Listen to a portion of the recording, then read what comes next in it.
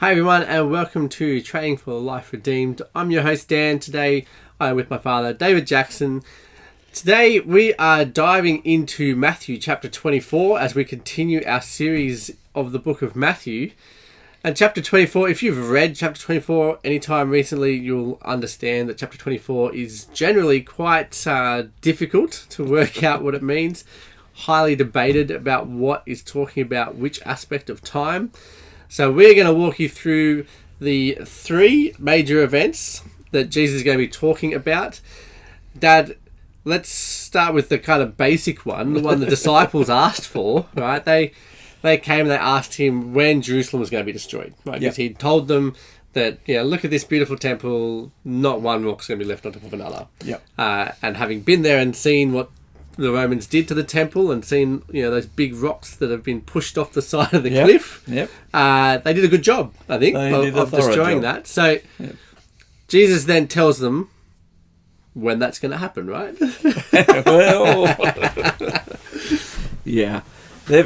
They've got it in their mind that Jesus is going to bring in the kingdom of God, and they're thinking geopolitical kingdom, drive out the Romans, take over the world. One will be treasurer, one will be prime minister, and Jesus will be king. They still don't get it. Even after the resurrection, they're going to turn around and say to him, is it now? Can we start running the country now? They still don't get it. But here, it's Tuesday, he's finished teaching in the temple, he's had his argument with everybody, and they're walking out of the temple, and the disciples are going past this building going, oh, wow. And it was wow. There's a massive building. It's covered in white marble and gold plate and all sorts of things. Great marvel of the world. And Jesus says, don't worry about it, fellas. There won't be one stone left on another. And they are shocked. They assume that if that's going to happen, it must be the end of the world. So they ask what they think is one question, but it's actually two. When will this happen, and when will the end of the world be? So that's how we begin the chapter. And Jesus then breaks up their one question in their mind into three events. And they need to be able to separate those three events. And I'm afraid the history of Bible interpretation and every crazy person, this is going to talk about false prophets and people who lead you astray. My goodness. Matthew 24 is where everybody goes crazy and leads everybody astray. And the English translations don't help. So, for example, the heading in my New American Standard has signs of Christ's return. But nothing in there is about Jesus' return. It's not about Jesus' return at all. And there are two events in the chapter, or two words that are linked to two separate events. So you have the word coming, so the Son of Man comes, and then you have the Son of Man's parousia, his appearance. So all of this, if you haven't read Daniel 7, then the whole thing may as well have been written in a foreign language. So really to get this, you've got to go back to Daniel 7. Okay, so Daniel 7, you're talking about the prophecy that Daniel makes about he's had vision, I guess. It's not so much a prophecy. But he sees a vision of someone who looks like a son of man going on the clouds and returning to the son of days. Goodness, I'm doing well. To the Ancient of Days, right? Ascending up into heaven, and he's seated on a throne right next to God. Basically. And so it's interesting the whole way through, Jesus has been referring to himself as the Son of Man. And so it would not surprise me to then have him talk about the event from the Old Testament where the Son of Man is talked about riding clouds going up into heaven. So which one of those is it, Dad? Is Jesus going on a cloud? Is that his coming because he's going, or is it his appearance? Because I feel like it's more of a disappearance if he's going up. And there's the whole confusion. So I remember I was actually sitting at an academic conference in Italy, and I've got all these guys from all these universities sitting around the table discussing Daniel. And they're all talking about Jesus' coming as if he was coming down. And I put my hand up in the middle of this, and these are great professors from all around the world. And this little voice from Australia says, why are you assuming he's coming down? Didn't he come up? And you could have heard a pin drop. The whole room was never thought of that. We're so self-centered that when we hear the word Son of Man coming, we think he's coming to me. But we've got to stop and go back and read the text. He's coming on the clouds of heaven to the Ancient of Days. He's coming up to God to be enthroned. So when we're talking about in this passage in Matthew 24, the Son of Man coming, we're talking about Jesus' ascension. So Jesus dies on a cross, 3 days later rises from the dead, 6 weeks later he jumps on a cloud and he ascends to heaven. Daniel 7, 13, 14, the Son of Man did his thing. Okay. I can't find a Bible, an English Bible, with a cross-reference between Daniel 7, 13, 14 and Acts 1, 9 and 10. Yeah, it's a bit ridiculous. It's just so clear. And it confuses everything. So Jesus is telling these people that in their lifetime, they will see the Son of Man get on a cloud, go to heaven in his glory, and be enthroned with the angels in heaven, and from there he's going to rule. Every nation, tribe and language, people will come and worship him, and his disciples are going to go out to the whole world and call in all of his redeemed people. Yeah. So this is the gospel mission. Yeah, and I find quite often in the Bible the lack of of translating the word angelos. Just constantly gets translated as angels, and you're like, well, it's not. The word angelos just means a messenger. Yeah. And normally it's a messenger from God who's being sent, and so often it is an angel. Yep. But God's messenger can be Abraham, it can be Moses, it can be Peter, James, John. Yeah, and Malachi's name is my messenger. Yeah. My angel. So what we're looking at here, there is a passage that talks about when the Son of Man appears, he comes with his angels to bring down judgment. That's in Revelation. And you see that whole vision. But on this occasion, he's not sending them out to destroy the world. He's sending them out to gather them in. To gather, to call, to summon. This is a gospel mission. And it's the harvest language that you hear. The harvest is plentiful, the workers are few.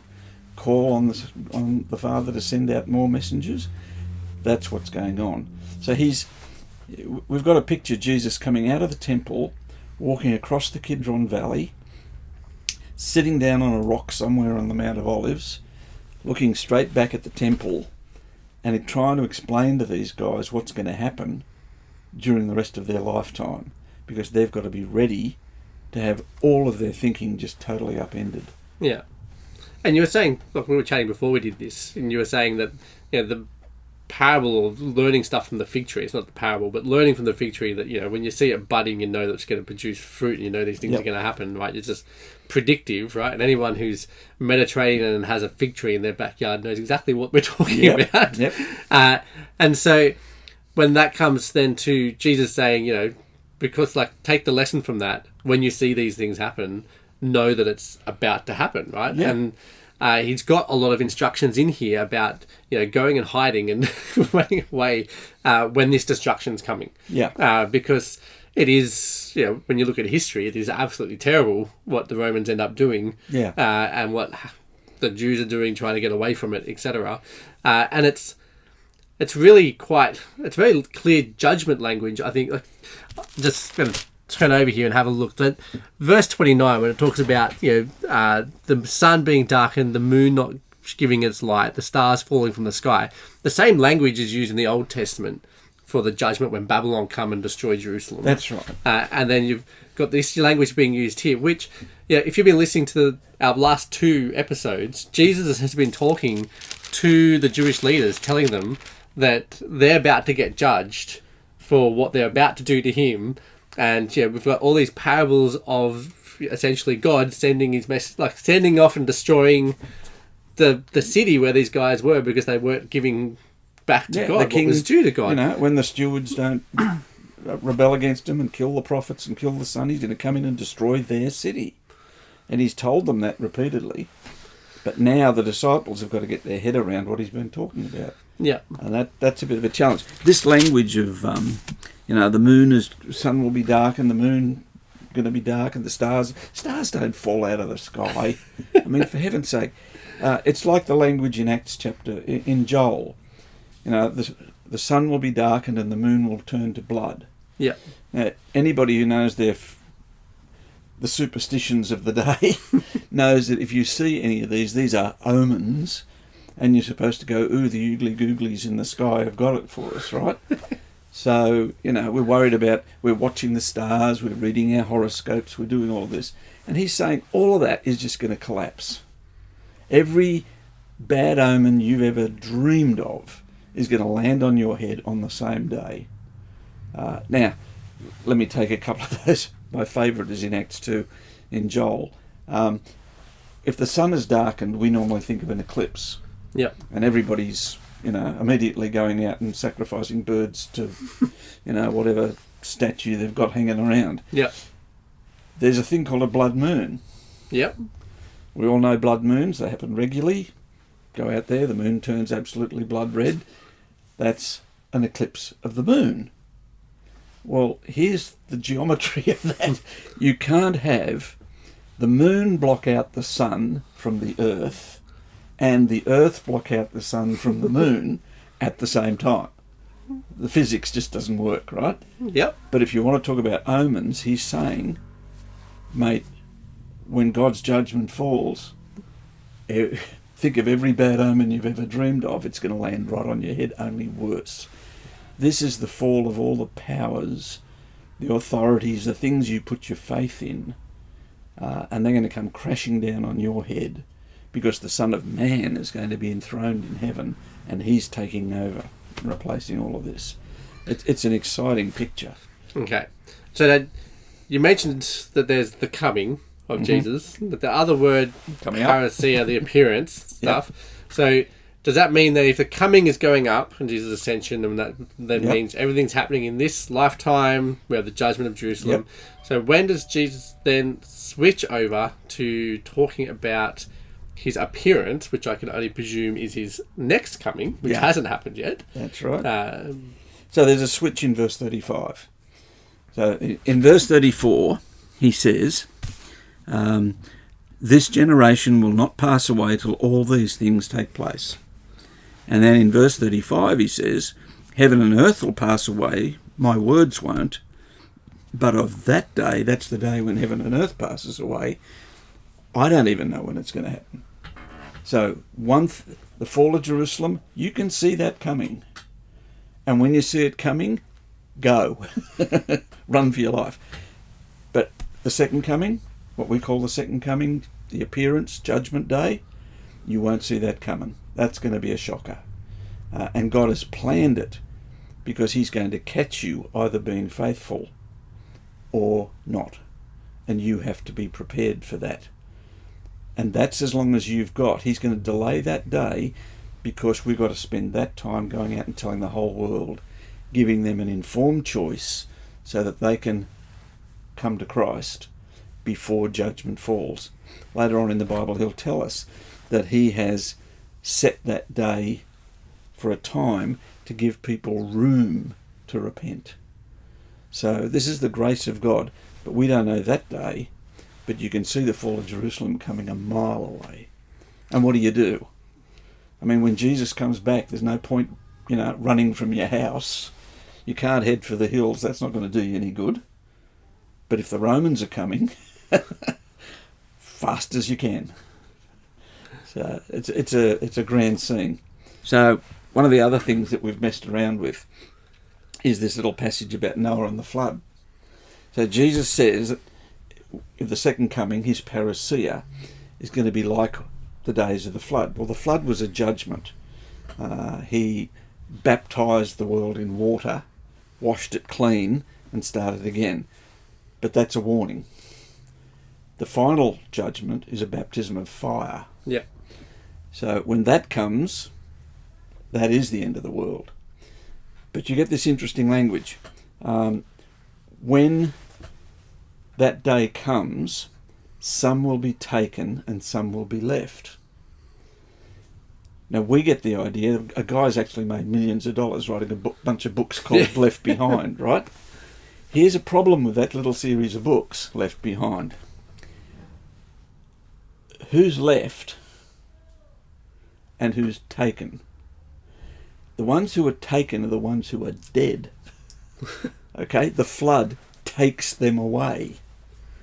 The ones who are left are the redeemed, who are taken to be with God in glory. So if you go to the Thessalonians passage, the so-called rapture passage, those who are alive when Christ returns, they are taken to be with him in the air. In that story, taken means you're saved. Yeah. In this passage, taken means you're dead because you're taken out by the flood. Yeah. And so when we put these things together and we mix them all up, we end up with a whole different gospel. So the punchline of Matthew 24 is, don't worry about the wars and the famines and the climate change and everything else. God's got it all under control. Jesus is on his throne. That he said it would happen, and it happened. The temple's gone. You don't need the temple anymore. Jesus is your temple. Holy Spirit's come to dwell in you. You're a temple. So, hey folks, what are we doing here? We're enduring a world gone mad that's all under control, and we're going to go out there and tell people about Jesus so that when he comes back, we will be alive forever in a new creation. There's your plan in Matthew 24. Don't panic. Just enjoy the ride. It's all about to happen. This is Tuesday. Thursday night, the bomb goes off. Yeah. The starting pistol is shot, and away we go. Well, Dad, thank you very much. That brings us to the end of this episode. If you would like to grab the study notes that go along with this episode, please head over to trainingforliferedeemed.com/81. And if you enjoyed the episode, we would love for you to leave us a review, and make sure you hit the subscribe button. Come back and join us again next week when we continue to look through Matthew 25.